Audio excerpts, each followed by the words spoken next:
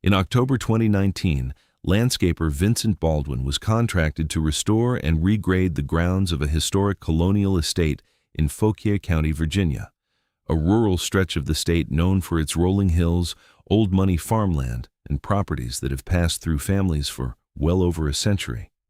The job seemed straightforward. The outcome was anything but. Baldwin, a 42-year-old landscaping contractor based out of Warrenton, Virginia, had spent nearly 15 years working on rural and estate properties across the northern Shenandoah Valley and Piedmont regions.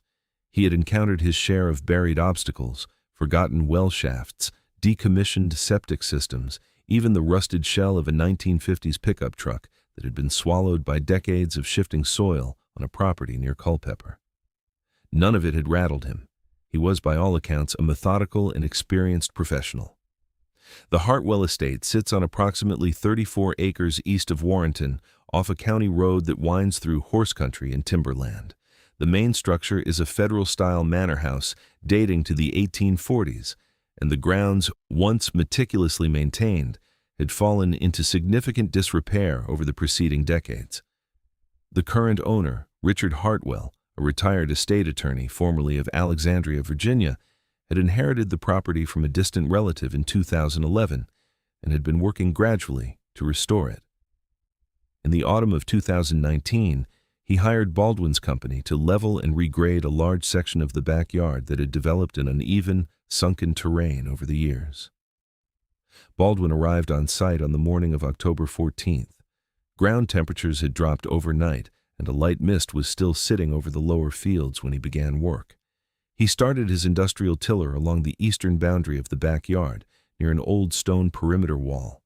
The soil was dense Virginia clay, heavy and resistant, but nothing unusual for the region. He worked without incident for the better part of an hour before the machine struck something solid and lurched to a violent stop. Anticipating a buried rock, Baldwin shut down the tiller and retrieved a shovel. After several minutes of manual digging, he stopped. What his shovel had exposed was not stone rubble. It was slate, gray slate shingles, carefully laid and still intact, forming a deliberate slope. He was looking at a roof. Baldwin contacted his foreman, Marcus Webb, who was on another job site roughly 20 minutes away near the Plains, Virginia. He also placed a call to Richard Hartwell at the main house. Both arrived within the hour. Using a compact backhoe he had brought on the trailer, Baldwin spent the next 3 hours carefully removing earth from around the structure. What emerged from the clay was a small but architecturally deliberate stone building, Gothic revival in style, with thick, coursed granite walls and a peaked slate roof. It had been buried at a depth of approximately 8 feet. The stonework, while covered in root infiltration and surface moss, was structurally sound and remarkably well preserved. The building's entrance featured a heavy cast-iron door secured by 3 wrapped chains and multiple wax seals. The seals bore markings that none of the 3 men present could identify. The chains were rusted but structurally intact. Hartwell, after consulting briefly with Webb and Baldwin, authorized Baldwin to cut through the chains using an angle grinder from his truck. The work took approximately 20 minutes. When the last chain was removed, Baldwin pressed his weight against the iron door.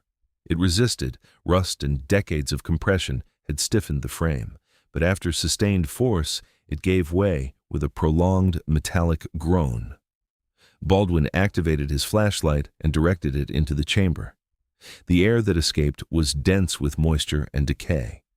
His light swept across stone walls, a debris-covered floor, and then settled on what was positioned at the center of the room, an ornate coffin upholstered in deteriorated dark velvet, resting on a low stone platform. Baldwin processed this in the span of perhaps 2 seconds before his flashlight traced upward and revealed the rest. Mounted to the ceiling directly above the doorway was a 2-ton granite slab suspended by a system of ropes and iron pulleys. The ropes connected to a 12-gauge shotgun mounted on a fixed iron bracket, its barrel directed at the entrance.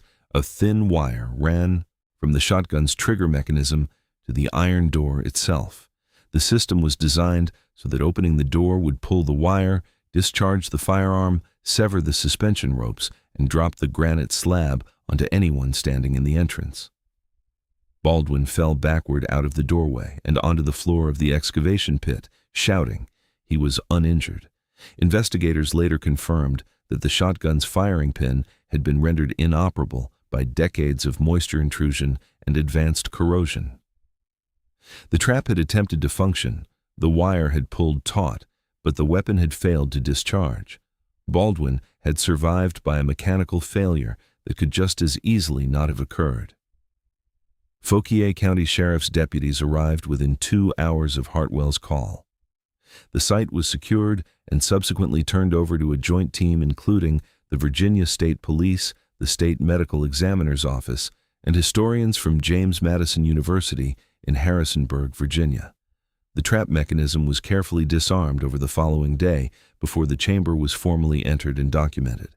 The coffin contained human skeletal remains later identified through historical cross-referencing as those of Enzo Carlucci, a documented organized crime figure who had operated primarily out of Washington, D.C. and Northern Virginia during the Prohibition era of the 1920s. FBI historical records from the period described Carlucci as a significant operator in the D.C. and Northern Virginia criminal underworld, known as much for his distrust of associates as for his organizational reach.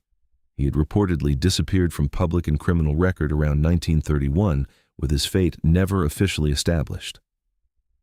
Research conducted after the discovery indicated that Carlucci had acquired the Fauquier County parcel in 1929 under a false identity and commissioned the mausoleum's construction through intermediaries.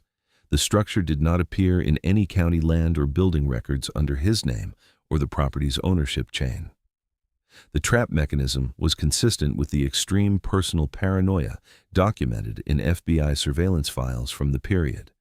It appeared to represent Carlucci's deliberate final arrangement, a measure intended to kill and entomb anyone who disturbed his remains. As to why the structure had been buried, geotechnical analysis of the soil layers above the mausoleum indicated that a significant erosion and landslide event, most likely associated with the major flooding that struck Northern Virginia following Hurricane Hazel in October 1954, had displaced several feet of hillside soil over and around the structure. Over the following 6 decades, natural compaction and vegetation growth had completely concealed it. By the time Hartwell purchased the property in 2011, there was no surface indication that anything lay beneath. Richard Hartwell made the decision not to demolish the site.